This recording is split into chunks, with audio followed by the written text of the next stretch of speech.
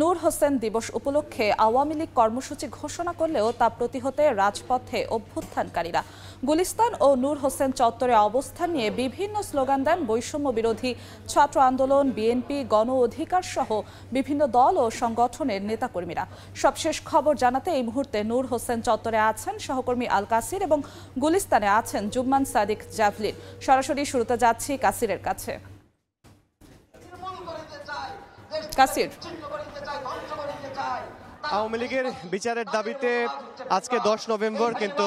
Gulistan 0 point যে চত্বর রয়েছে এই চত্বরে গণজমায়েত করছে বৈষম্য বিরোধী ছাত্র আন্দোলনের ব্যানারে গণজমায়েত হচ্ছে এবং এইখানে কিন্তু বৈষম্য বিরোধী ছাত্র আন্দোলনে যারা নেতৃত্ব দিয়েছেন তারা বক্তব্য রেখেছেন এবং তারা বলছেন যে আওয়ামী লীগের বিচার করতে হবে এবং এই বাংলাদেশের মাটিতে আওয়ামী লীগের রাজনীতি করার কোনো অধিকার নেই। তারা কারণ হিসেবে তারা আওয়ামী লীগকে ফ্যাসিস্ট বা ফ্যাসিবাদের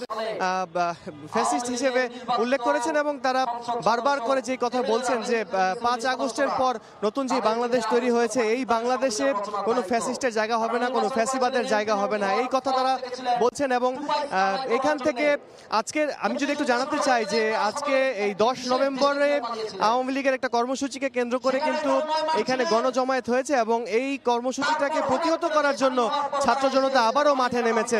আমরা দেখেছি বা খবর পেয়েছি গতকাল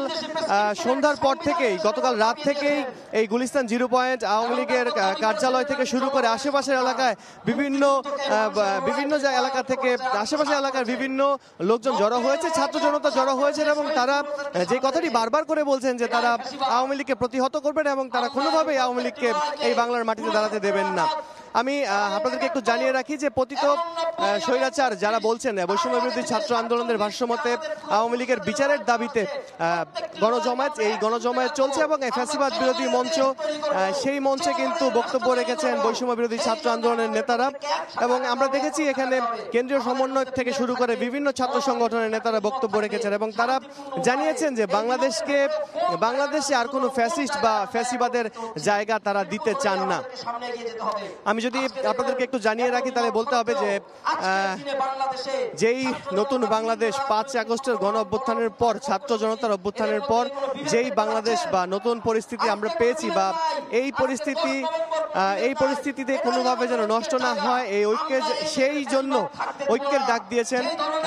আজকের এই মঞ্চ থেকে কিন্তু ঐক্যের ডাক দেওয়া হয়েছে এবং বলা হয়েছে যে এই বাংলাদেশকে গড়তে হলে, নতুন বাংলাদেশকে গড়তে হলে এবং বৈষম্য বিরোধী বাংলাদেশ গড়তে হলে গণ ঐক্যের কোনো বিকল্প নেই। আজকের এই সমাবেশ চলছে এবং সমাবেশে কিন্তু বক্তারা বক্তব্য দিচ্ছেন, তারা বারবার করে বলছেন যে বারবার করে বলছেন যে এই বাংলাদেশের মাটিতে আওয়ামী লীগ, ফ্যাসিবাদ এবং তাদের যারা দোসর আছে তাদের বাংলাদেশের মাটিতে তাদের রাজনীতি করার কোনো অধিকার নেই এবং তারা বারবার করে বলছেন যে আওয়ামী লীগের অধিকার আছে কিন্তু তাদের বিচার করতে হবে এবং আওয়ামী লীগের অঙ্গ সংগঠন যারা আছে তাদেরকেও বিচার করতে হবে। ছাত্রলীগকে যেমনিভাবে নিষিদ্ধ করা হয়েছে তেমনিভাবে আওয়ামী লীগ এবং অঙ্গ সংগঠনগুলোকেও নিষিদ্ধের দাবি তোলা হয়েছে আজকের এই মঞ্চ থেকে। তো এই ছিল 0 পয়েন্ট থেকে আমার কাছে সবশেষ। গুলিস্তানের আওয়ামী লীগের কেন্দ্রীয় কার্যালয়ের সামনে আছেন আমার সহকর্মী সাদিক জাভলিন, এখন যাচ্ছি তার কাছে। বঙ্গবন্ধু এভিনিউয়ে যে আওয়ামী লীগের দলীয় কার্যালয় রয়েছে এর সামনে এবং আপনাদেরকে আসলে দেখানোর চেষ্টা করছি সকাল থেকেই কিন্তু ইনফ্যাক্ট গতকালকে রাত থেকে এখানে যারা ফ্যাসিস্ট সরকার, আওয়ামী লীগ সরকারের বিরোধী যারা রয়েছেন সেখানে বিভিন্ন রাজনৈতিক দলের নেতাকর্মীরা যেমন রয়েছেন, একইভাবে সাধারণ ছাত্র জনতা যারা জুলাই আন্দোলনে সক্রিয়ভাবে যাদের রাজপথে উপস্থিতি ছিল তারা কিন্তু আরও একবার এখানে সমবেত হয়েছেন এবং আমরা কিছুক্ষণ পরপরই দেখছি আসলে এখানে বিভিন্ন ছোট ছোট মিছিল সেগুলো আসছে এবং এই দলীয় কার্যালয়ের সামনে কোনোভাবেই যেন আওয়ামী লীগের কোনো নেতাকর্মীরা এখানে যেই সমাবেশের ডাক তারা দিয়েছে সেটি যেন কোনোভাবে একত্রিত হতে না পারে সেটি কিন্তু তারা বলছেন এবং এখানে যাদেরকেই তাদের মনে হচ্ছে যে তারা আওয়ামী লীগের নেতাকর্মী বা সমর্থক রয়েছেন এমন সন্দেহভাজন অনেককেই কিন্তু সকাল থেকে আমরা দেখেছি আসলে তাদের তল্লাশি করা হয়েছে এবং তাদের মোবাইল চেক করে 2 থেকে 3 জন জনকে আমরা দেখেছি যাদেরকে পুলিশের হাতে সোপর্দ করা হয়েছে। আপনারা জানেন যে আসলে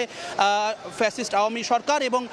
তার দোসর এই যে উল্লেখ করা হচ্ছে তাদের যেন কোনোভাবেই এই দেশে আর ফ্যাসিবাদ কায়েম না করতে পারে এবং দেশের যেই শান্তিপূর্ণ পরিবেশ যেটি ধীরে ধীরে ফিরে আসতে শুরু করেছে সেটিকে যেন আবারও অশান্ত করতে না পারে, এ ধরনের কোনো চক্রান্ত বা ষড়যন্ত্র যেন আর কখনো না মাথা তুলে দাঁড়াতে পারে। সে কারণেই কিন্তু ছাত্র জনতার এই অবস্থান এবং সেখানে শুধুমাত্র সাধারণ মানুষ নয়, বিভিন্ন রাজনৈতিক দলের যারা নেতাকর্মী রয়েছেন তারাও এখানে কিন্তু স্বতঃস্ফূর্তভাবে অংশগ্রহণ করেছেন। আমরা দেখছি আসলে একের পর এক এভাবে ছোট বড় বিভিন্ন মিছিল নিয়ে কিন্তু বৈষম্য বিরোধী ছাত্র আন্দোলনের সঙ্গে এবং জুলাই বিপ্লবের সঙ্গে যারা ছিলেন সেই তারা কিন্তু এখানে আরও একবার আজকে সমবেত হয়েছেন। মূলত আপনারা জানেন গতকাল থেকেই কিন্তু যে সমাবেশের ডাকটি দেওয়া হয়েছে তারপর থেকে আমরা দেখেছি যে ফেসবুক সহ সামাজিক যোগাযোগ মাধ্যমে গণমাধ্যমে কিন্তু এটি নিয়ে এক ধরনের একটা টেনশন ক্রিয়েট হয়েছিল, সেইটি কিন্তু আমরা দেখেছি আসলে শেষ পর্যন্ত এখনো পর্যন্ত কোনো ধরনের অপ্রীতিকর ঘটনা এখানে আমরা ঘটতে দেখিনি। তবে যারা ছাত্র জনতা রয়েছেন তারা কিন্তু একেবারে সোচ্চার অবস্থানে এখানে রয়েছেন এবং কোনোভাবেই যেন আওয়ামী লীগের কোনো নেতাকর্মী বা তাদের অঙ্গ সংগঠনের নেতাকর্মীরা এখানে সমবেত না হতে পারেন সেই বিষয়ে কিন্তু তারা তৎপর রয়েছেন এবং আইন শৃঙ্খলা রক্ষাকারী বাহিনীর গাড়ি কিন্তু আমরা কিছুক্ষণ পর এখানে টহল দিয়ে দেখছি, বেশ কিছু কনভয় কিন্তু এখানে রয়েছে। তো এই ছিল আমার কাছে বঙ্গবন্ধু এভিনিউ থেকে সবশেষ। সরাসরি যুক্ত হয়েছিলেন সহকর্মী আল কাসির এবং জুম্মান সাদিক জাভলিন।